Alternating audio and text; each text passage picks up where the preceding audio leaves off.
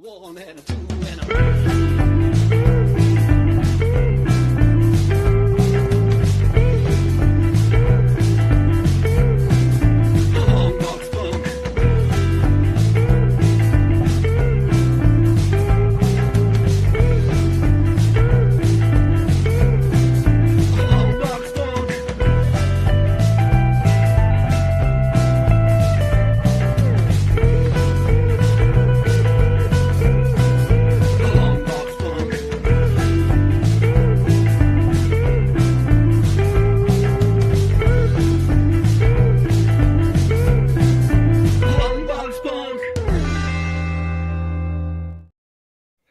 Yeah, man, that's where you have found yourself on a Sunday afternoon. If you're tuning in live, thanks for tuning in to the Longbox Punk. We've got a brand new live stream today. I am joined by Lugo, Patrick Lugo, my man. Thanks for hanging out with me on a Sunday in September. We're going to get into your upcoming Kickstarter release, and I want to make sure I get it right for the Undead Kungfu Ghost Killer comic book.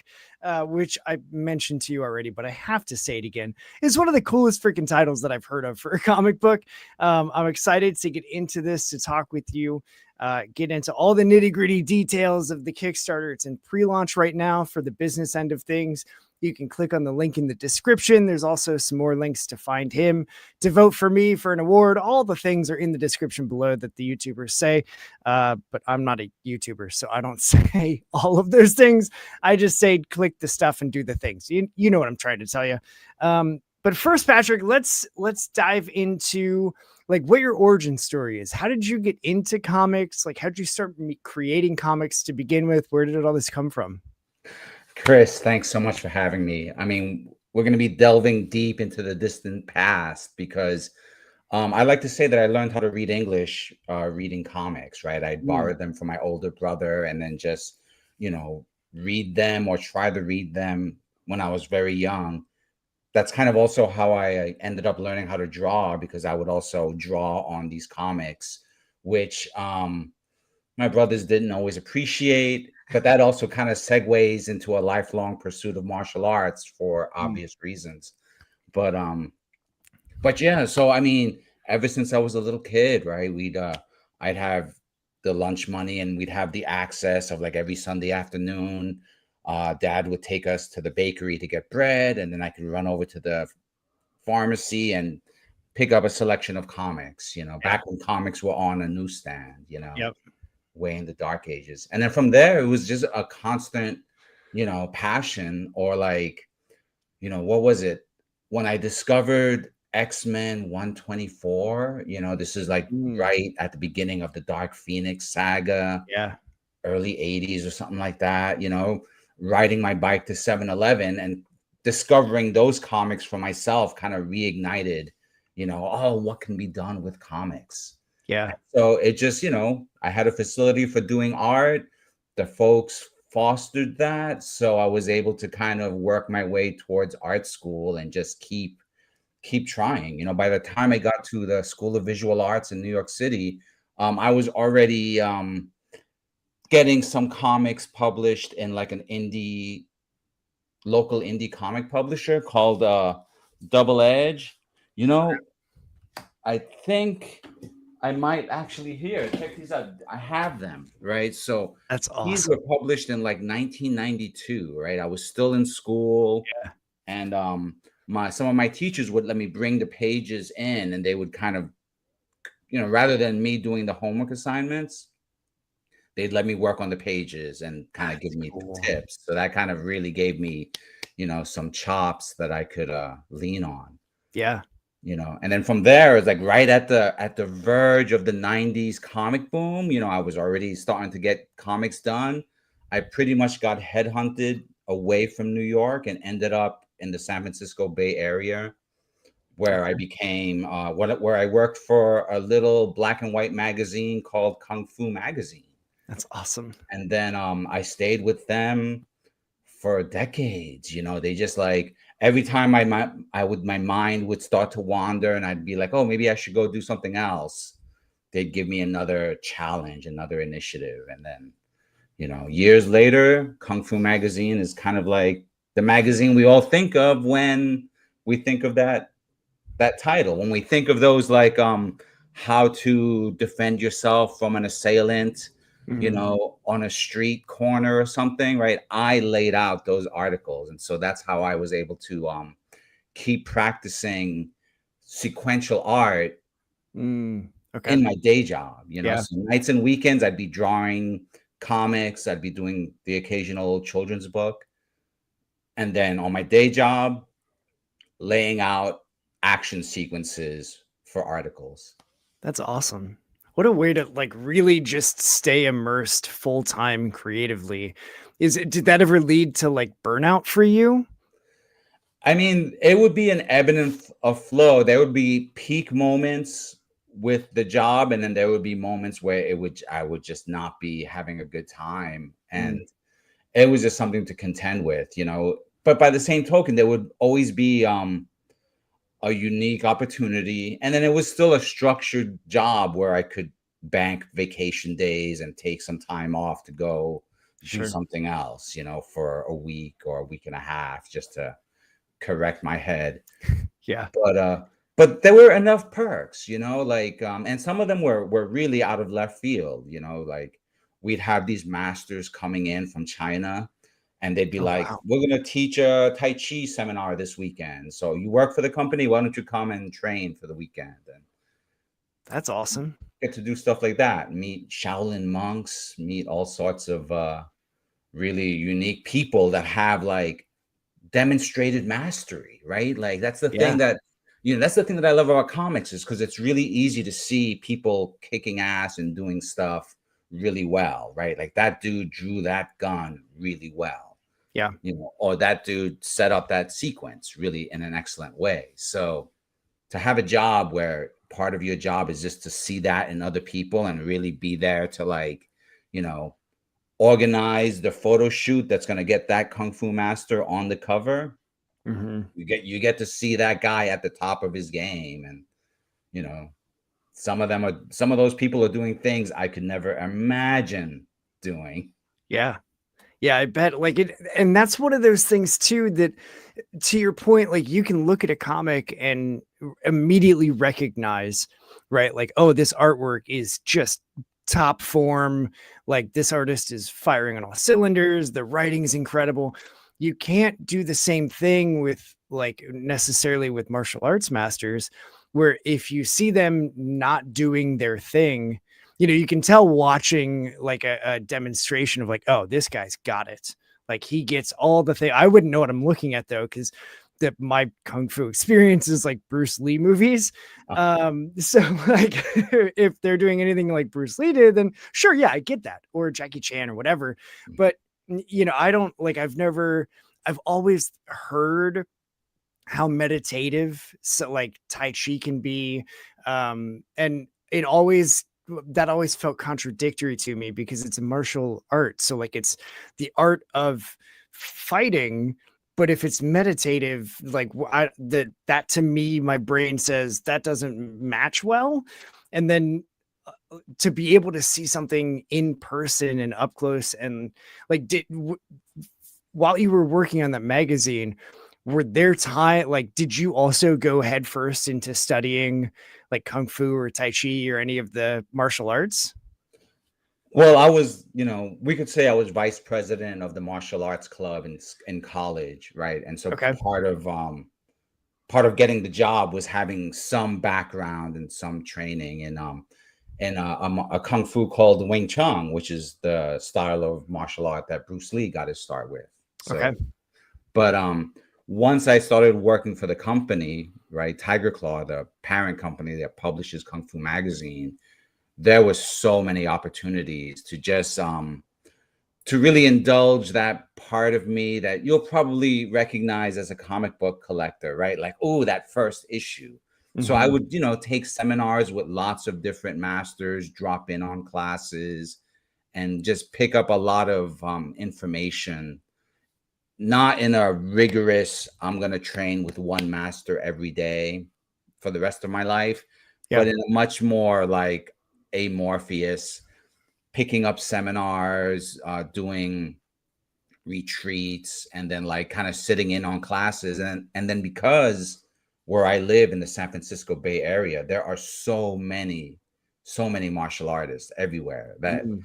it just, you end up coming across them in very casual circumstances. And so, like just by going to various, like going to see my acupuncturist, and I end up hanging out with some kung fu masters, and we're all there just drinking tea, right? And it's Yeah. because I have the business card, right? I'm the guy who works for Kung Fu Magazine. That just kind of lets me into certain spaces that, are a little bit more reserved for just those people in the know. Yeah. And so all that to say that I don't practice martial arts as much as I would like to and that I ought to. But, there are certain things that I've just picked up along the way that are still helpful in terms of like meditation exercises or Mm. stress relief, or even just like, you know, walking around in a strange city and just having certain basic things that you do to make sure that no one sneaks up from you from behind or any of Yeah. that stuff. Yeah. But nothing compares to just seeing some of these Tai Chi masters who are also like, they're having a good time all the time, but then they can kick ass when demonstrated. And, Yeah. like I've been part of photo shoots with them where they're like, here, put my arm in an arm bar. Use all your strength, make sure I can't get out. And I'm like, okay. Yeah. And then like nothing, I could just feel them turn into water. Their arm disappears. And then a minute later, I'm kind of sailing through the sky, landing on my butt. Yeah, having one of those did you ever have the moment where it's like there's no way that I'm going to come out of this like unscathed, like something's going to happen, even though I'm supposed to be the aggressor in this situation. Like I know they're just going to flip this and that's what they're supposed to be doing, but I really don't want them to flip this on me. Like, did you have moments like that? I mean, I pretty quickly learned to get further and further behind the camera during those moments. And as I stayed with that job longer, Mm-hmm. I had more authority to tell other people to go and, There you face go. that situation. I Yeah. mean, as the company grew, we also, like, our reputation grew. So there were people who were willing to work for the company because they were martial artists. And so for Mm. them, that was like, they were eager to be the person to get in front of the camera so that they can take that hard lesson of, Yeah.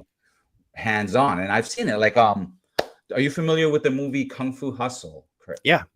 So, I've met some of the actors who have played like background roles in that movie, right? Okay. There's one very famous Kung Fu master who, if you remember the movie, he was the flamboyant tailor who used Okay. Yeah. iron rings Yeah. on his arm to fight.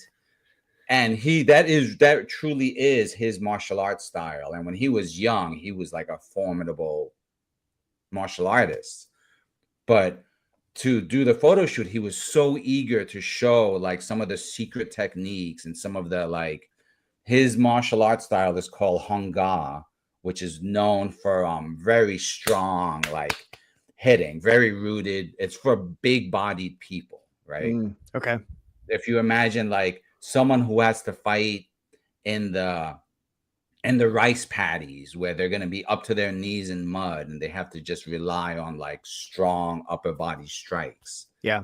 That's the style of martial art that Sifu Chu Che Ling practices. But he was also determined to show that hidden in all of those really overt actions are these real subtle light touch maneuvers to help knock someone out or to hit a pressure point. And so we would be doing a photo shoot with him, and he would be very eager to make sure every person in that photo shoot experienced like, this is the actual pressure point. And you feel that if I squeeze there, do you feel how your whole body twitches, and he would go around and make sure everyone had that like experience, because for him, like many martial artists, right, it's about that transmission of knowledge. Yeah. And Yeah. I mean, that's kind of something that part of what infuses my comics, Chris. You know, like that was the thing. Like working with these photo shoots and trying to get these kung fu masters to get past the language barrier, or to Mm, just relax and don't feel like they have to impress us. We just want to capture that image. yeah. um one thing I could do was just I'd start asking them about like the mythology and the origin stories of those martial arts, you know, Mm, who was the originator, you know. And so that those stories, right, that ended up becoming the substance of my graphic novel series, A Tiger's Tale, which was okay. basically like trying to take all of the philosophy and all of the oral history and then create a story that kind of digests it and puts it like it doesn't divulge the secrets, but it Mhm. also explains like why are tigers, you know, so significant in martial arts? Why is so many martial arts have a tiger? You know, why is the tiger the king of the beasts in the jungle rather than the lion that we all think of, right? Like there Yeah. is martial arts philosophy behind all of those little details. And so when I was working on Tiger's Tail, I happen to have those copies right here. Perfect. Right. I'm a very tactile person, so I like to Yeah. show stuff. But it was very much about communicating some of that mythology in the pages. Okay. And That's then awesome. once again, you know, like the fight sequences, because I get to work with actual martial art photography, you know, I can kind of play around with like how to choreograph a fight. And then also like, you know, well, how would a tiger fight? Or how would what would a tiger teaching a human martial arts look like? That sort of thing. Okay. That's fascinating. And like that's super good. I would imagine that was great hands-on, like seeing those photo shoots, you're seeing a live action like martial arts exhibit or exhibition basically, like literally turn into snapshots. Did that help like educate your like creation with the comics themselves? Like were you taking almost like direct references from some of the photo shoots that you were doing for the magazine? I definitely utilize the reference when I'll do like specific illustrations, and I Okay. want to get the kung fu perfect, right? I Yeah. want to make sure that that pose is exactly the way it's supposed to, you know, and I had the perfect subjects who knew exactly what that was supposed to look like. But the key thing was like, you know, we're featuring this martial artist and his specific style of art, let's say the hanga that I mentioned earlier. Hmm. And so when we're talking with the master and he wants to communicate an idea and then he wants to show how that idea is applied physically, right? I'd it would be myself, the translator, and then the photographer, and then we would kind of sit there and break up the sequence Mm, into multiple panels. And so this was me with my little notepad and sketchbook, yeah. just kind of saying, we need this to be a 5 panel sequence, but that third panel needs to be a close up because we really need to see how one hand is grabbing the other. And then maybe there's, you know, like a lot of the same storytelling dilemmas that any penciler has to face Yeah. was also like, at what point is it okay to flip the image 180 degrees because we need to see the backside Mm, of that action, right? Because maybe, you know, it's very obvious that you're seeing the punch to the face, but you may not be seeing how he slides his knee behind the other opponent's knee so that he can make him fall over with that punch, yeah. right? And so we, you know, we'd have these little quick powwows right in the middle of this photo shoot, and then just track it and break down the photos and plot out the article all at the same time. Yeah. And in that way, I just built, you know, over years, built an encyclopedia of my head of like, what does this style of martial art look like versus that style of martial art look like? And then because I was going to the comic shop every Wednesday to pick up whatever, Yeah. you know, in the back of my mind was always like, okay, Iron Fist, definitely Shaolin influenced. That means he's going to have very specific movements. And okay, that's how he generates his chi to be able to do the Iron Fist versus, say, Batman, who, you know, very much a ninja, but also uses certain other techniques, right? And Mm. how does he use that cape so that he maximizes that effect? Well, there are certain martial arts weapons that are like there's a weapon called a rope dart, which is basically like a picture a dagger on about 10 feet of rope, Yeah. Okay. Yeah. right? So we've seen those, and Jet Li has used them in a couple of movies. We've seen them. So you can imagine, like, oh, Batman probably can use his cape a little bit like that with a few modifications, you know? Yeah. So there was always those little ideas and little, I'd have doodles and whatever. And, you know, if I was laying out an article and I was like, oh, I like this sequence, that goes into the file for later, you know? Yeah. So That's actually I had a fun time because I ended up on a podcast called Gray Malkin Lane, okay. and they specialize Gray Malkin Lane, right? They're very much about the X-Men. Yeah. But we did an episode specifically on Silver Samurai, so I was able to like kind of Mm. use some of the martial arts lore that I had to kind of, you know, talk about some of that. And then I ended up doing a commission where I had to like research a very obscure sword pose just to kind of entertain myself while I drew those Yeah. pieces. Yeah, I can imagine that with something as broad as martial arts, that like how do you even approach getting the specificity that you need? How's that for a 4 or 5 syllabler on a Sunday afternoon? Like, how do you approach making sure that you've got every single like because there's anatomy and then there's like anatomy, you know what I mean? And like martial arts anatomy, I can definitely imagine would be way trickier to do because of the like highly specific poses and articulations and movements that need to happen. How do you even like, is it purely just a reference and then your regular job experience with the magazine that taught you how to like understand how those components all fit together to then create it sequentially? Kind of. I mean, you know, I will freely admit that there are people whose like illustration skills are far superior to my own when it comes to like anatomy. You know, Mm, someone who immediately comes to mind is a personal hero, right? Jeff Darrow and his mm, Shaolin Cowboy, right? yeah. And I've he's a huge fan of martial arts, and he's been a subscriber to Kung Fu Magazine for years. So I've had the good fortune to talk with him That's cool.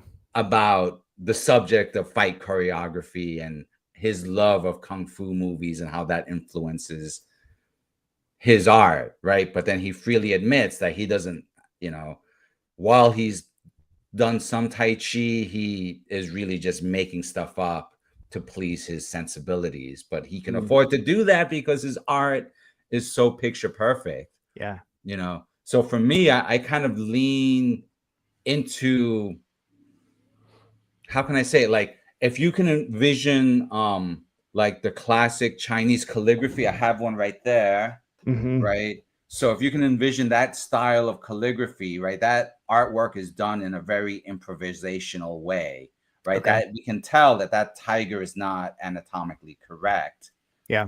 but the spirit of the tiger comes through in the art, right? So I kind of try and lean in that direction, especially with my comics, because I think like the comic storytelling sequence, the panel to panel sequencing has such a unique connection to martial arts that only because I've covered it for years that I think I could articulate it, right? Like, Yeah.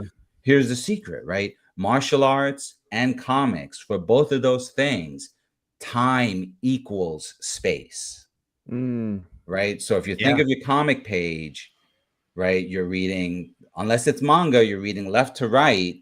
And in the time that it takes you to scan your eyes across that page, that's how much time has passed, right?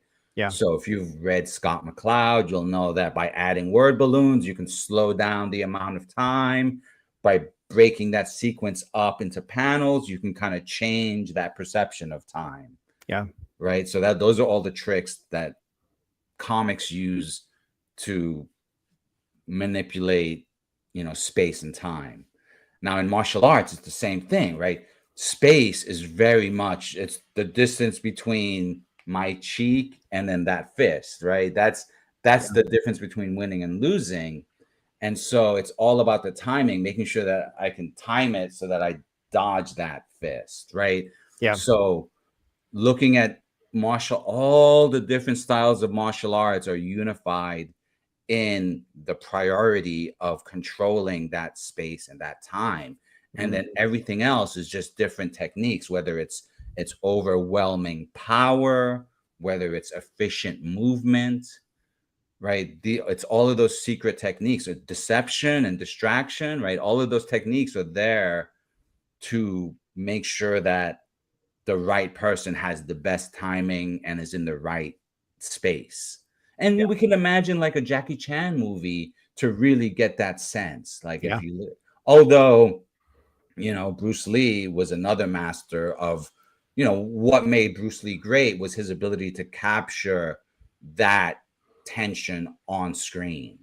Yeah. Where like before Bruce Lee, lots of martial arts movie were very much about like the choreography and the mutual acrobatics, you know. Yeah. But then when Bruce Lee came along, he wanted to really show how his particular timing, if you imagine, I'm imagining that famous fight in Way of the Dragon, Bruce Lee versus Chuck Norris, and how Yeah. he danced around and how he would manipulate time with his jumping and his rhythm to then be able to control that space between him and Chuck Norris, right? Yeah. Get close enough to grab some chest hairs right off of him. Yeah. Yeah. Speaking of martial arts movies, do you have a favorite? I know it's the impossible question, but like, do you have a favorite martial arts movie? I mean, I have a favorite right now martial Yeah. arts Yeah. movie. Yeah. Yeah. That's always That's always how I answer too. so right now I've been really, because of the project I'm working on, I've been taking a deep dive into a lot of, older kung fu horror movies. And just like it, for most kung fu movies, right? There was always a bit of a, no, they weren't always that serious, right? Yeah. And it was a weird thing that when they tried to do horror movies, they ended up treating them even less seriously. So if you can imagine a very serious kung fu movie starring Gordon Liu, it's called The Master Killer, and it's one of these classic movies that's very much about the martial journey, right? Okay. And so he joins Shaolin Temple because he's on a mission for revenge, but all of the hardship that he endures gets him to a point where he kind of no longer needs the revenge because he's achieved mastery. Yeah. But then circumstances conspire that he kind of gets his revenge anyway in an obtuse fashion. Very serious, dramatic, classic movie. Yeah. On the other end of the spectrum is something like Mr. Vampire, which is just, fun, silly kung fu. I mean, it's a very Peter Jackson style of scary movie, if we can imagine some of Okay. his earlier work. Yeah. And so it's still got the excellent choreography, it's got some amusing special effects, and it's got the legendary Jiangshi, right? The Chinese hopping vampires, which are the same monsters that I brought into my project as well. That's cool. But if I was to say a movie that I really love, that it's not too new, but I really just sat down and gave it some time to watch, it's called Shadow. Okay. And it's kind of like an art house kung fu movie in the spirit of, say, Crouching Tiger, Hidden Dragon, or House of Flying Daggers. Okay. And so it's a movie that looks like a painting. It's almost completely black and white, but you see the color. It's color in there, but it's almost completely like a black and white ink painting. That's cool. Okay. And it's, once again, it's a story of revenge and political intrigue, and somebody's imitating somebody else, but this other person knows. So It's got a lot of the more modern aesthetics for a story, but it's also, killer kung fu Yeah. in it. That's awesome. I love that you just gave me 3 movies that I can now go and look up and watch. Can I Um, give you a fourth? Because absolutely. this one is called The Grandmaster. Okay. And it's a new, I mean, these are all films that are not Master Killer, 1970s, quite old, Okay. right? Mr. Vampire, 1980s, also quite old. Shadow, I think that was like 2010s, so a little bit newer, right? Post Crouching Tiger, Hidden Dragon. Yep. And then also around this same, a little bit newer than that is this movie, The Grandmaster, which tells a story of mid-century Hong Kong and like the politics of opening up a kung fu school in that city. Okay. And it's just, it's got like the military wanting to be involved, it's got the local crime lords wanting to be involved, and it's just got this one kung fu master who's just like, his vision is to find a place for his martial art Mm. in that city. And there's just this incredible like fights sequence that doesn't highlight kicking and punching. It's just about like the different weapons, right? And Okay. this weapon versus that weapon, and just showing our hero's mastery with his 2 swords and what he can do compared to like these gigantic 8-foot long swords or these crazy spears or whatever. And Yeah. it's all taking place in alleyways. It's just so Awesome. riveting. I am such a sucker for the very like almost claustrophobic feeling fight sequences. Like a lot of I grew up watching Jackie Chan movies because my buddy was like huge and way into martial arts way ever before I was. Like he was also the one that introduced me to anime and manga. And so like he had all of these Bruce Lee tapes and Jet Li and so we would watch movies like The Legend of Drunken Master, where like everything was just not like the uh displacement of attention where you're focusing more on like why does he look so drunk, but then he's also just destroying everybody. Like those were so just mind-blowing to me, that I like the ones that I always liked the most were I forget what movie it was in, but he's fighting like a hardware store and he just starts grabbing ladders and he's jumping through the ladder and around it and over it and doing all of this trick work with this ladder just to fight with these guys in this very tight little like warehouse back room. Those are the fight scenes that I still just am like, this is so good. Like that's why I love the Marvel show Daredevil. The second season, I think it's the 6th episode where he has the stairwell fight sequence where it's all one shot and he's fighting after leaving Punisher on the ceiling of the roof of the building, and then he fights his way all the way down and out of the building, and it's all a continuous shot, but it's so claustrophobic because it's a stairwell that like that's the episode I always tell people to watch if they're like, Daredevil. I'm like, watch this fight scene first and then Yeah. go back because it all leads up to that scene, and that scene is such a payoff. And like it's not just a fight for fight's sake, right? Like it there's a reason behind it, and that's always the thing that I missed as a kid, that I was just like, that's a cool fight, and now I'm like, yeah, but that's a great fight because of the Oh story yeah. that they then have developed it into. So like with all of that to say, like, is it because of getting into martial arts when you were younger and then working with the Kung Fu magazine that then you were like, well, of course I'm going to make martial arts comic books? Like, is that where that came from? Where you just wanted to tell your own spin on it? Kind of all of the above. First of all, that was probably Chris Brewster who did a lot of that fighting in that Daredevil scene. I interviewed him for season 1. So Okay. one of the many perks of that particular job is like I get to meet and talk with the people who put in the sweat, for these That's things, which cool. is always Yeah. great. But I mean, I mean, Tiger's Tail, that project was such a like, they let Kung Fu Magazine let me do a 1-page strip in the back of the magazine for about 3 years. And Okay. that was how I was able to just like mess around with the idea of taking these obscure bits of martial arts lore and then making a comic about it. And people responded. I ended up writing like almost like an advice column as a second page, because people would actually submit letters and I'd get letters, I'd get letters. And so it's a comic, had to have a letter section. Yeah. So that gave me some time to like really figure out that this could be a fun project. Yeah. And then, life takes over. The project kind of fell into a little bit of an animation development limbo for a chunk of time. So I had to wait until I could get that back to then start on like a graphic novel. And then so I pursued, like, I just wanted to take all of the random ideas that I had accumulated and create one unified story that would capture that whole tale.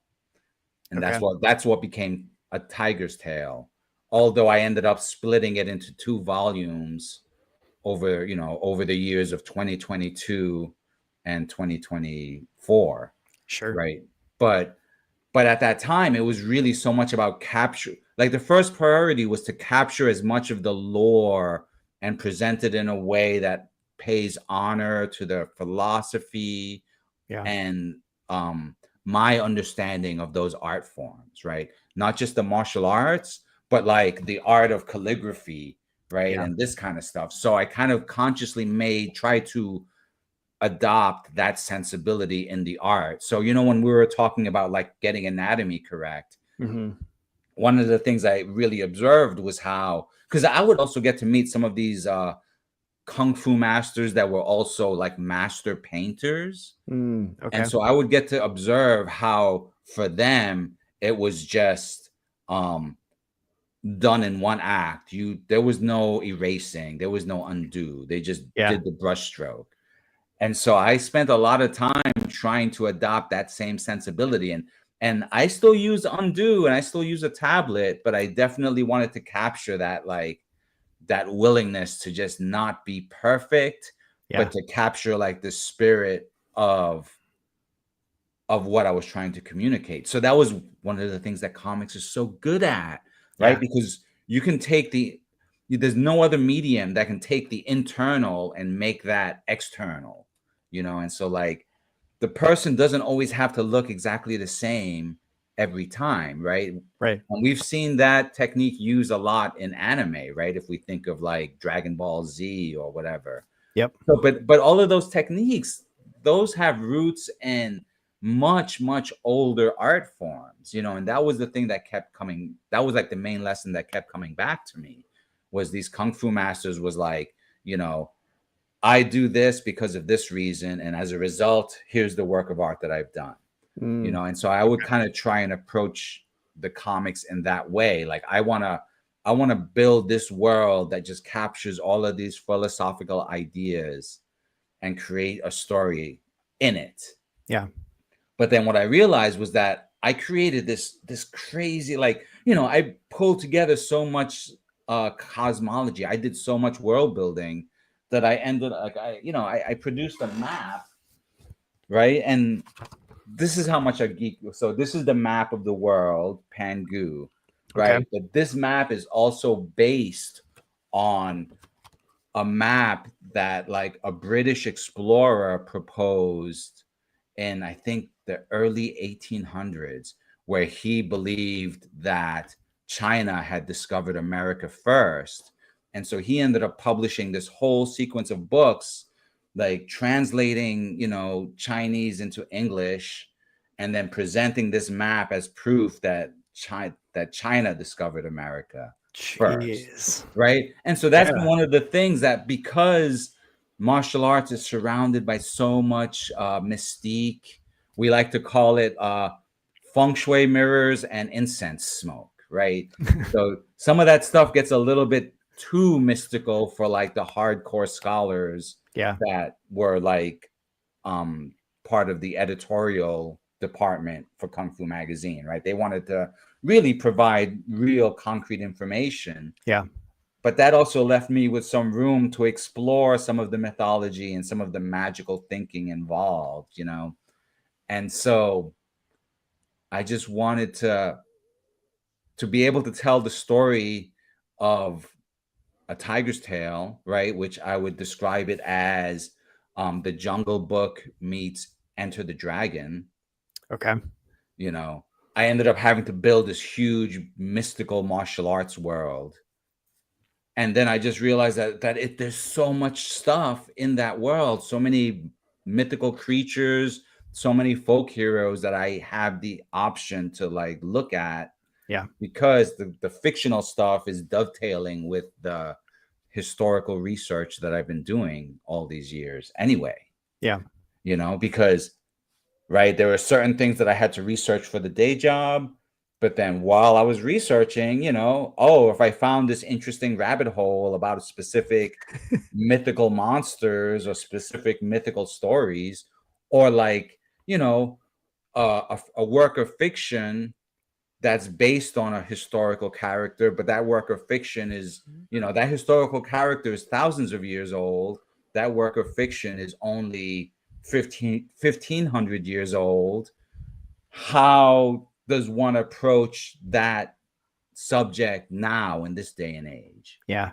You know, and so that became the recurring thing that I just can't let go of, it seems, is like that, taking the research and then interpreting it through modern sensibilities and then communicating it in comics rather than as a written essay or a work of animation or something. Yeah. Yeah. And you mentioned jumping vampires. Yes. What? Yes. That's the thing. Okay, so here's the thing, right? Are you familiar? I'm sure you're familiar with the term of kaiju, right? Mhm. Yep. The giant. Are you familiar with the term yokai? I've heard it. Yeah. Right. So yokai is the Japanese term for like supernatural critter, or it's like, you know, yokai encompasses ghosts, cryptids, and like monsters, right? Okay. The same written characters that you would pronounce in Japan as yokai, you would pronounce in China as yao guai. Okay. But the characters, right? I call them the pictograms, right? Those brush strokes, Mm-hmm. right? They loosely they translate to like, you know, supernatural creature. Okay. And so all of these yao guai, like in the same way that like a vampire reflects, like Dracula as a vampire reflects like Victorian England's, you know, anxiety of you know, foreigners moving in or whatever. Yeah. The Yao Guai of ancient China represent like the fears of those Confucius and Taoist and Buddhist societies. Okay. Right, so what makes them evil just is different, and it's just like expressed differently. So that comes to the Jiangxi, the Chinese hopping vampire, or the Chinese hopping zombie, because like those terms are interchangeable once you get, you know, with the translations. Okay. But the thing is that they are undead creatures that do not suck blood. They absorb your life essence, right? Your chi. Okay. Yep. And so they have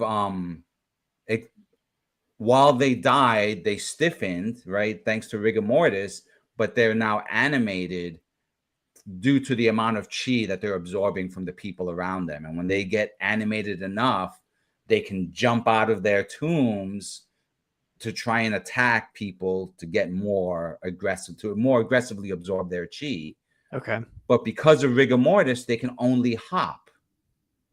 That's awesome. So they, so you know, so they hop after you. But the thing is as they get more powerful, as they absorb more chi, they can hop greater distances, right? And eventually this means that at a certain point they'll be able to fly, you know, and they'll end up like flying after you. but still being completely rigid and like having only like being able only to move at around their hips or at their arms. And so a movie like Mr. Vampire, or Mhm. there's another movie circa 1970s called Seven Brothers and One Sister versus Dracula, Okay. which is a co-production between Shaw Brothers, right, which is the production company that most kung fu movies are known to have come from. Yeah. They did a co-production with Hammer Horror Films. Okay. And so the Van Helsing that's in that kung fu movie is the Van Helsing we all know, Peter Cushing. Okay. And the Dracula in that kung fu movie is the Dracula from the Hammer Horror Films. That's awesome. But they also have the Chinese equivalents, which are the Jiangshi, the Chinese hopping vampires. So it's just like, that's so great, man. These are the things that I love finding out about doing this show. Like I never would have. That's such a niche movie that I'm absolutely gonna hunt down and watch and enjoy the shit out of because that sounds so rad. yeah, I mean, and so that's what I wanted to do with Undead Kungfu Ghost Killer, right? Like I wanted to come back to the world of Tiger's Tail because there's just so much fun stuff to be explored. But I didn't want to really touch on the story of Tiger's Tail at all. I wanted to do something different. Sure. So like within the story of Tiger's Tail, there's like a 2-page sequence where how can I break it down really quick? The King of Eagles is reporting to our heroes what's going on in the mundane world. Right. Okay. A Tiger's Tail goes from the mundane world to like the realm of legends where you find deities and dragons and that sort of thing. And so there's a sequence where like, because of the events in Tiger's Tail, the world is in a really bad shape. You know, it's almost like, you know, eternal night. The world has gone dark. Like it's very vaguely alluded to as to what specifically is happening, but it's enough motivation for our heroes to go and try and set the world right. That's just all set up for the events that happen in Undead Kungfu Ghost Killer, which is basically all hell breaks loose. You know, think of like Night of the Living Dead, where we don't know what happened. It's just, you know, we're out visiting the cemetery and all of a sudden they started showing up and, you know, hijinks ensued. Yeah. Right. So I wanted to kind of pay homage to that kind of one crazy night story, Halloween mayhem sort of thing. But then I just had to infuse it with that, like those deep cuts that I just love to kind of hide in my art. Yeah. You know, and this is something like, it doesn't have to be martial arts, you know, like I recently worked on a project with a musician last year, right? It was he wrote an original rock opera, but rather than create a stage production, he wanted to produce a graphic novel. Okay. That's so awesome. myself and one other artist worked on this project where, you know, we had to translate, you know, the lyrics and the narration was the story of the comic. Okay. And then the events of the songs would be like what we would translate into the events of the comics. That sounds awesome. And so, you know, so he would give me the song, he would give me the lyrics, and he would give me like a little breakdown of like what exactly is happening in this sequence. And then I would, you know, illustrate the comic pages, you know, for it. Yeah. But because this was a rock opera, you know, and because of some of the other references that were being alluded to in the music, I had to like take some deep dives into some old concert posters and into some old like museum art and just kind of hide that stuff in the art as well, just to like to entertain myself, but then also so that those people who read it and they just want to read it on the surface, that's fine. But if they look closely and they think, where have I seen that image before? You know, Yeah. That might have been a concert poster, or that might have been, a museum, an art history book image that's being triggered, and I kind of like to try and play that game with the art. And Yeah. so that's why, like, with Undead Kungfu Ghost Killer, it's so much about these jokes, like the splitting the melon heavenward, right, which was the technique that was used, Yeah. and so there is a whole tradition of, like, because martial arts is kind of one of the last um pieces of oral history. I mean, Mm. plenty of it has been written down, but the actual teaching of a martial art, right? You have to go there and you have to learn the Yeah. movements. Yep. But then while you're learning the movements, you're also being told this movement is called Tiger Comes Down the Mountain. And so it's in the lesson Tiger Comes Down the Mountain that they learn certain martial arts technique, but then it's in like the combination of that application is how I might take that phrase and translate it and make it like into a sequence within the comic, Yeah. right? So that you can read the sequence, and there is a sequence where the tiger is up in the mountains and he descends to go hang out and teach humans kung fu, right? There's like a scene in that. But for someone who knows the martial arts, they'll get that little deep cut. Okay.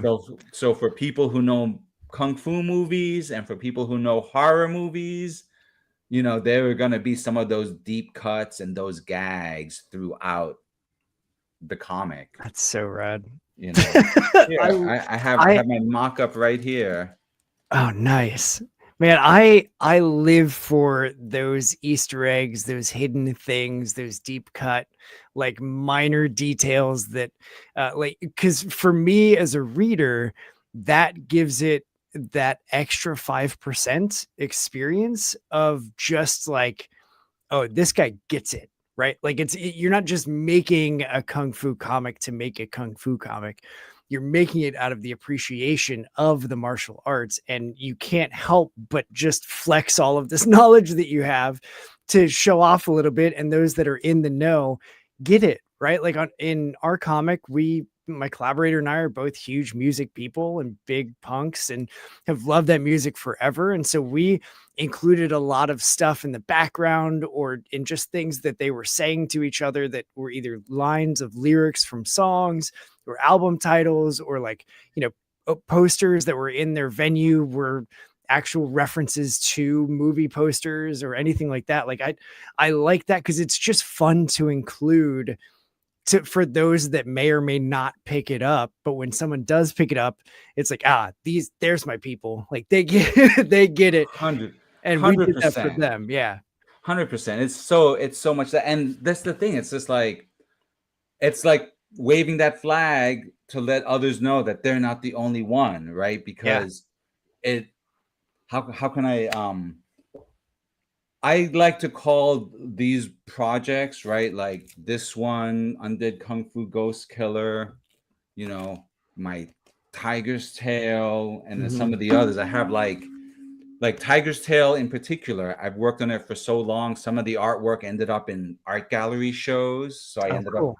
producing like these little short run comics that just let people know this is the story so far. Yeah. But like, and then one of the things that really opened it up for me was this children's book, right? Little Monk and the Mantis. I did Mhm. this in 2012, and the writer who wrote this is a screenwriter, John Fusco, who's written movies like you might have heard of Young Guns. Mhm. He also did the movie Hidalgo, Okay. Yeah. and then he did the movie Forbidden Kingdom, right, which was the first movie with Jackie Chan and Jet Li kind of Yeah. fought, right? So John Fusco's two great loves are horses and martial arts, Yeah. right? And so he wrote this children's book, and because of my work in the magazine, he ended up asking me to do the illustrations, and that like lit the spark. Like I had still been working on Tiger's Tail on nights and weekends, but getting that invitation to work on a children's book, a Yeah. real publisher, a real budget, that just said, okay, I'm on the right track. Yeah. And then, I mean, it would still take another almost 10 years to finish a Tiger's Tale, because comics take a long time when you're doing them on nights and weekends, I just had that conversation with my cousins actually yesterday. We were at my mother-in-law's birthday, and they had seen that I was like getting ready to fulfill our comic, and so they're like, so like how when did everything start? I was like, well, we started talking about it last November, and then did the Kickstarter in June, and it wrapped in at beginning of July, and then we're waiting on the printer and the proofs and all the stuff. And so like now it's September, and we're going to be sending it out, so everybody should have it before the start of October. And he was like, so 11 months to make a 12-page comic? I was like, yeah. And he just like he's not a comic person at all, which is why I love talking to him, because I'm also the first family member with tattoos, with piercing. Like they're just not, that's just not them. And so like they had never picked up comics before, and so now I come in like loud and obnoxious and like comics are great and they're just like, their kids love me because I'm just so drastically different from everybody else that they know. And now they're watching the Marvel movies and stuff like that. But yeah, he just was like dumbfounded of like, it took you 11 months to create like a 12-page book. I was like, yeah, it did. Yeah, but now we know all the things.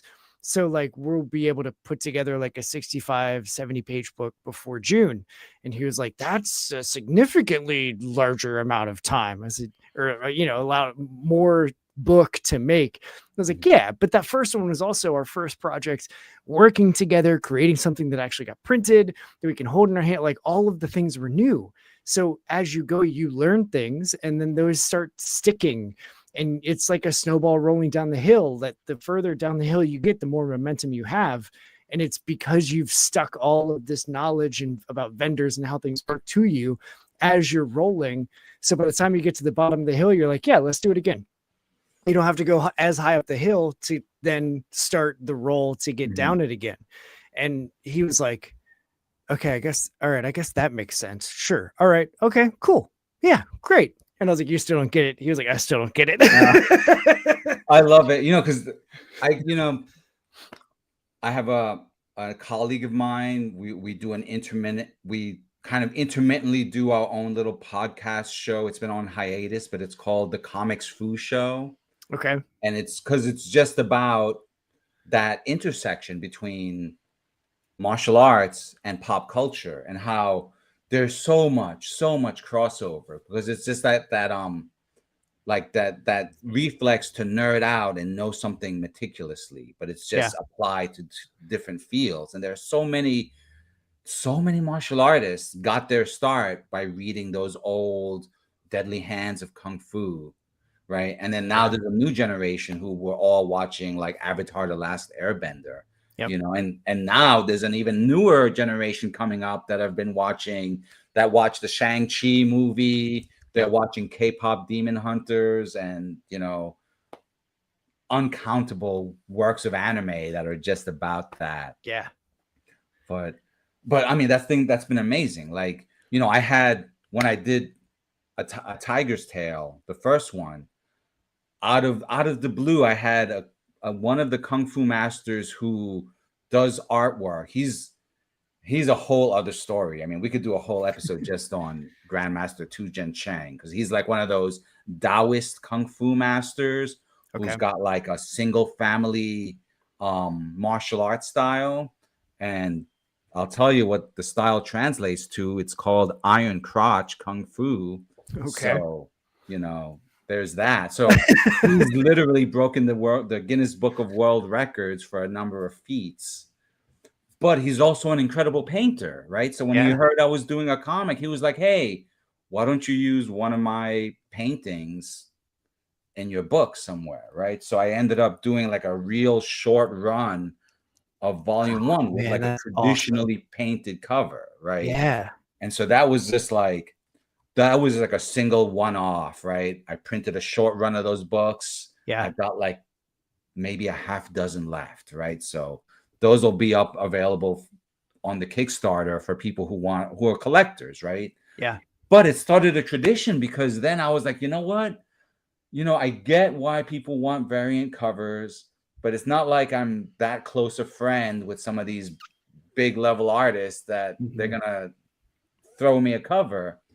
But I am good friends with a number of martial artists. So what if I hunted down another kung fu master and to see if they would give me some comic art? And it turns out that I know a kung fu master who is also a comics pro, right? Like he was working for Marvel and Malibu when he was like 15 years old. Oh gosh. And then he's like just bopped around, the Southern California, but then came up to San Francisco to train under one of San Francisco's legendary kung fu masters, right? A master YC Wong, also of that Hung-Ga style, right? Like that, Okay. which that's like a whole other thing. This is the style that if you think of those kung fu masters that have the iron rings or Yeah. like the bracers with all the spikes, that's like Hung-Ga, right? Like they hit like Okay. this, Yeah. they hit with their forearms. They're huge. Yeah.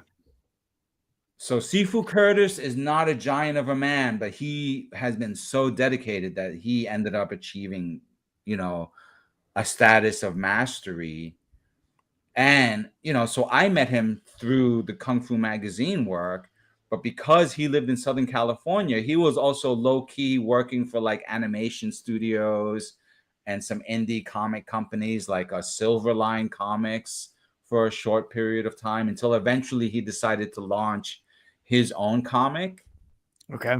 And so he is like one of the few other people where we could go into a deep dive and just the conversation goes from comics to the specific dilemma of how do you convey the proper fight choreography panel wise, panel to panel. Are we going to do Yeah. this in small panels or one long panel? What's this? So all of that stuff that you were asking me, we have just spent hours just That's talking cool. about that stuff and just getting into the minutia of like, well, okay, if it's this style of martial arts, we want to convey the bigness of those motions. So how do we do that? But Yeah. then, we know that this kung fu also has the no shadow kick. So how do you convey that this person got kicked, but they didn't see it coming? And so we'll talk about all of that. And so he's in the midst of working on the next issue for his comic, which is a more traditional urban vigilante by way of kung fu story. It's called Okay. Shadow Ghost. I highly recommend people take a look for it because, once again, it's like one of the few others who like he knows how to draw, he knows how to fight. And Yeah. so he could do them both. And so he's decided to take some time off from his schedule because he got the deep cuts and because he's like, oh, you're using a character that's like a legendary folk hero, but hardly anyone knows about it.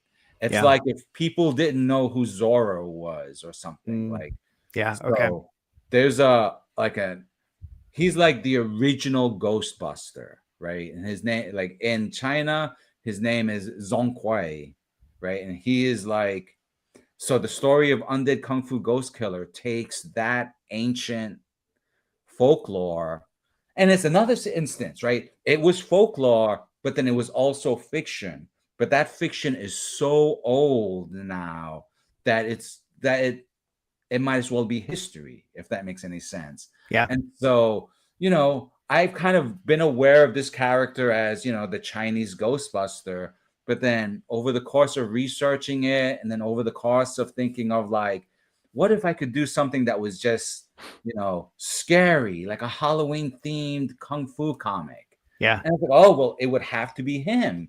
And his whole story is that Zhong Kui trained to be a palace guard. He was one of the best. He graduated first in his class, but the emperor rejected him because he was so damn ugly. Right. So talk about like court intrigue. So he ends up dying alone, dejected, unknown, right? But when he dies, right, the king of the underworld sees the nobility in his soul and is like, you know what? They missed out. I'm not gonna miss out. So I'm gonna assign you to like be the king of ghosts. You're gonna be the ghost killer. You know, you'll spend your afterlife hunting down demons and just like protecting the world of the living.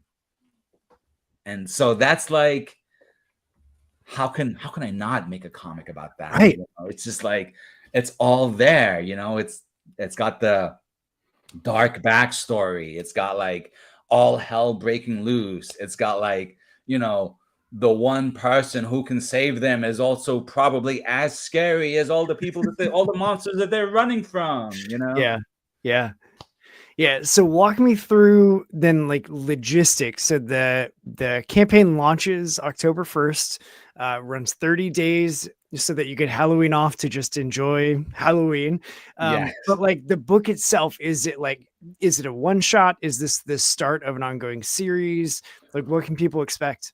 I'm treating it like a one-shot annual, right? Okay. It's like a self-contained story. It's that one hellish night, but it's, you know, but if people like it, you know, I would love to come back to it at least once a year as like a series of self-contained one-shots that are just That's cool. telling a larger story. And then I can do it as a collection, you know, because what I really want to do, like my graphic novels, right? These are like Kickstarter projects that are like 100+ pages. Hmm. But I mean, they were great for the backers. They were great. They're great at shows, but not so great for the comic shop, right? Because of Yeah. the whole, how much can I really charge the comic shop owner Yep. to sell the book, and why would they want to spend $25 or $30 on this 100-page graphic novel when they could spend $12 on a Marvel produced graphic novel, right? Right. It's too much of a niche product. So what I wanted to create was something that could go into the comic shops, right? So just Yeah. have it as a comic, you know, floppy, bagged and boarded, you know, ready to go to press. But also, you know, Kickstarter is where my people are at, so I wanted to bring it to them first. Yeah. And then because of like how much fun I've had with past campaigns, I want this campaign to also be fun. So I've got all of this back catalog of stuff, right? I've got the books, the back books, so you can do catch-up kits, you can do digital editions and just get like everything as PDF so you can catch up. Yeah. Or if you want to really do fancy stuff, there's like the rare things. There's like only a few of these books that are out of print. So what I'll do is like I'll customize them and just like Oh, cool. illustrate, not just like the signature, but I'll take like one of the scenes, you know, and then just like because I did these pieces so long ago, Yeah. I'll kind of re-ink them, and this way it'll become like an original piece. Okay. And That's then I've got a few other like highly customizable perks, rewards for people who want commissions and whatnot. But the goal really is just to get the book out there. It's a fun, splattertacular martial arts mayhem, Yeah. you know. And I've got these other things. I've been toying with this idea that if people back within the first 24 hours, and if we do fund like that first day, I'll probably send out some comic postcards, Oh, which is cool. this fun thing I like to do, right? Like even before I was doing comics, I was doing gallery shows and other things. And so I would always be sending out care packages to people who've supported me as an artist throughout Yeah. the years. And so I have these I just sent to press a whole new lineup of comic cards. Oh, So cool. not just this one. I'm gonna have like this year, I'm gonna have like maybe like 6 different single page comics that are just a postcard, you know, and you can keep them for yourself. I'll put them in a little protective envelope so they'll stay nice. You can put them up on the wall. but you know, they've got the stuff on the back. So if you need to give somebody a cool gift, Yeah. oh, I know my cousin just started martial arts classes.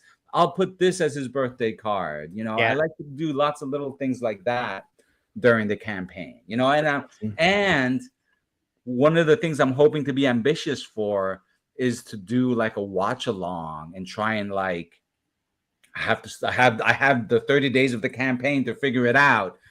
But if I can get the technology right, I want to do like a watch along of like one of these movies, you know, Yeah. Mr. Vampire or one of these other obscure kung fu movies where we could all watch it and I could just kind of just drop whatever random, you know, reactions or just a bunch of the random trivia that I might have. Because Yeah. Chris, I didn't even get to this little this box. It's a VHS box, Yeah. right? But it's got some of the weirdest. It's got the remainder of my snapshots, Okay.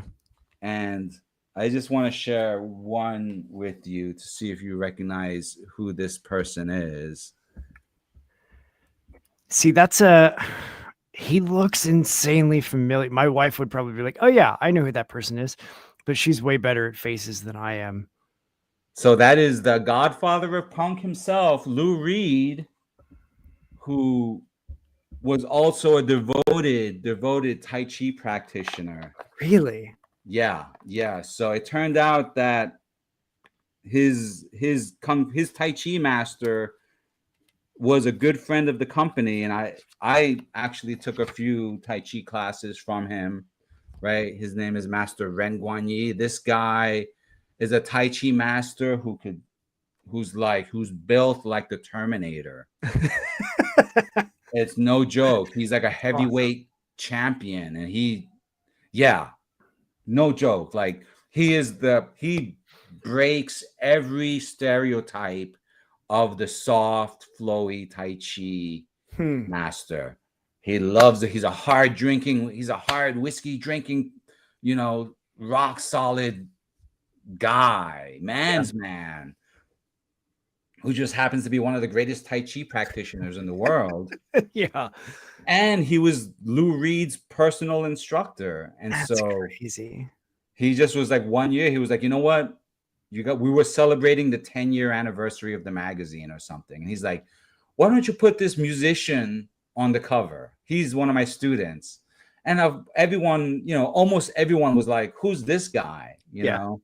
And then myself and the publisher, Gene Chang, who is a lifelong martial artist, but he's also like a lifelong music aficionado. How can I explain it? He has worked like he's not a roadie, but he works like medical. He's provided medical services for like the Grateful Dead and for like Oh wow. musicians all throughout the Bay Area. So they hire him for his medical expertise, Hmm. but also he happens to be, you know, a renowned martial arts master Yeah. and scholar. And so he ended up working at Kung Fu Magazine because he was the guy who knew the Kung Fu. He was the main writer. He's the publisher now. Yeah. Um, but he was just like, you know, nights and weekends was practicing his martial arts by keeping people from hurting themselves if they've had a little too much of whatever Yeah. during a Grateful Dead show. That's crazy. That's And awesome. And like these are just people that you've gotten to meet and talk to and work with by working with this magazine. yeah, That's yeah, awesome. exactly. And so, I mean, that's the thing where it's just like when I'm not, you know, head down. Well, the reason why I've only just recently been producing comics in earnest is because the print magazine, you know, folded when the pandemic struck. Yeah. And then Kung Fu Magazine became entirely online. But before then, you know, years, hours just spent trying to level up that magazine and making it as mainstream as possible, Yeah. such that, you know, we could get rock stars onto the cover, Yeah. such that we can cover shows like do you remember Enter the Badlands, that show that Yeah. was on, right? So Yeah. like those are examples of martial arts kind of breaking through into the mainstream. And Yep. so that's just kind of what we wanted to do, is be the, be the place that can show that kung fu is kind of everywhere if you have the eyes to see it. Yeah. Right. Right. And that was such a kick-ass show too. Like that was so good. I Yeah. love that. So And now he's doing comics as well, right? is he So really? he's Daniel Wu. His comic is called Evermind, and he's working with, I think it's called 24/7 Comics. And so Okay. they've been up on Kickstarter as well. And so he's doing like his version of what Keanu Reeves did with Berserker, Okay. Yeah. leveraging his star power Yeah. to get a comic made. That's And awesome. so, I mean, so it's just great to be like, to have been there in this role behind the computer, the guy making everybody else look good. yeah. And then now it's like, it's my chance to like bring my funny pictures out there and kind of do it all over again, but now from a different perspective of like, of the art and of the, the storytelling side of it all. And, Yeah. and then to geek out, with folks such as yourself, Yeah.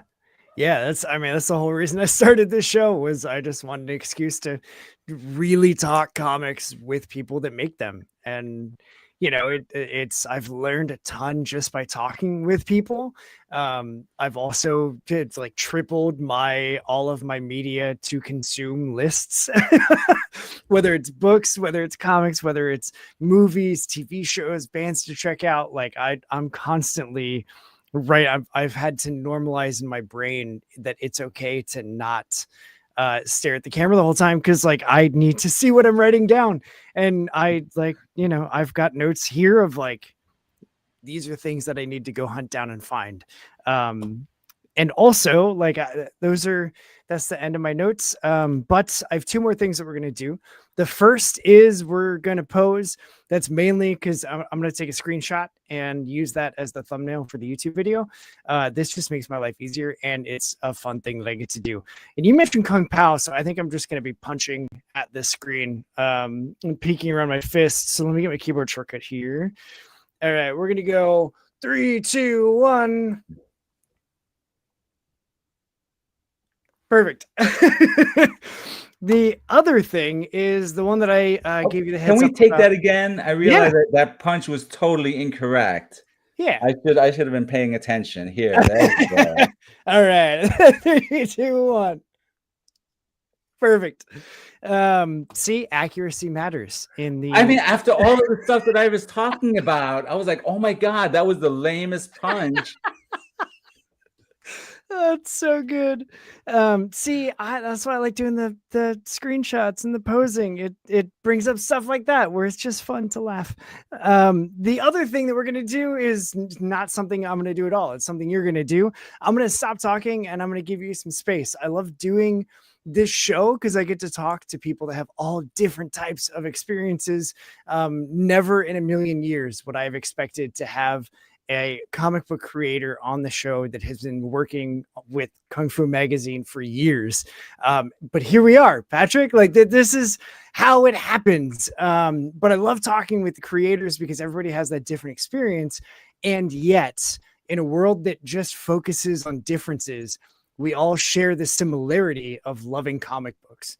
And so as part of that, just to lean into it, if there's anything you want people to hear specifically from you in your voice with your experiences, it could be just a sales pitch of like, hey, sign up for the pre-launch page. The link is in the description below. It could be something like jujitsu is better than Tai Chi or Kung Fu, or content doesn't matter to me. I just want you to have some space to share whatever message it is that you want people to hear directly from you. So take it away, Patrick. Awesome. Well, I really am excited about this project. So I would hope folks, if they've had any fun in this conversation, I hope they'll consider supporting the campaign. I've got reward tiers, for any price level. You can do that by going to ukgk.site. That's a URL that'll take you straight to the campaign. It launches October 1st and goes through the month.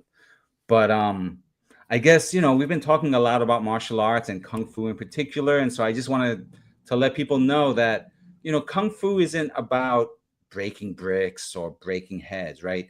Loosely translated, Kung Fu is what you do. So like whatever it is, right? Reading comics, cooking, right? Doing it well. If you do it with the entirety of your passion, right?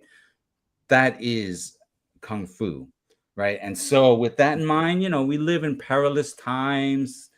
Things are stressful. And so I would encourage folks to consider that optimism is sorely needed. And in this day and age, optimism is an act of will, right? Like think of it as like Kung Fu practice. Go out there and, practice being optimistic and practice making the world just an incrementally better in some way. If you can do that, that's kind of that can be a form of Kung Fu onto itself.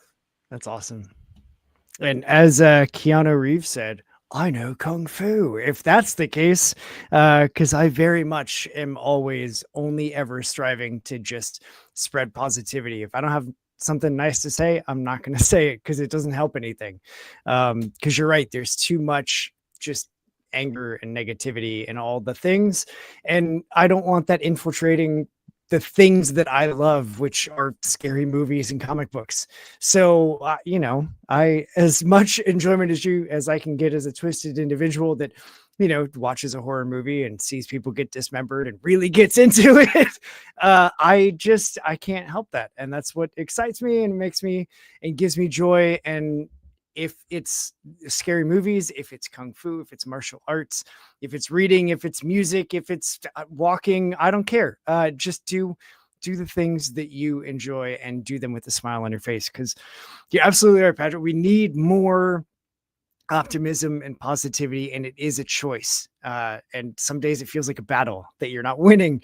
But like keep fighting, because I always appreciate the positivity. And sometimes when I'm having a terrible day, seeing someone else thriving and having a great day will give me that boost to get back on the horse and fight the good fight. So I think he just had some internet issues because he's gone. So that's a perfect time to end it by saying, thanks for tuning in and hanging out with myself and with Patrick. If you like this, subscribe to the channel, like the video, leave a comment, let me know what you liked, or if you've seen any of the movies that Patrick told us about.